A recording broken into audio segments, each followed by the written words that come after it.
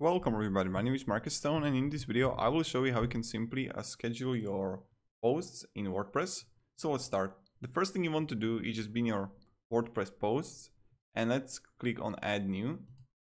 And when you're gonna click on add new, you're gonna write a post, really simple, really easy.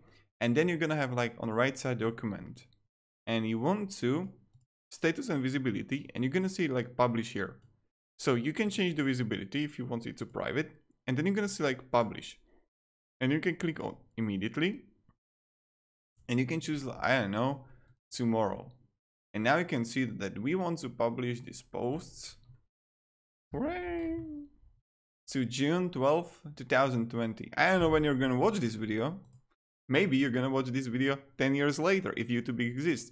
If it will be the case, that means that I'm really rich right now.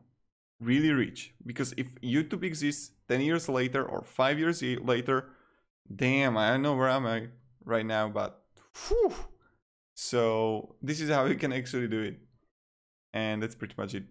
If you have any questions, guys, ask me down below in the comments. I'll be really happy to help you, and yeah, thank you, see ya, and have a great day. Goodbye.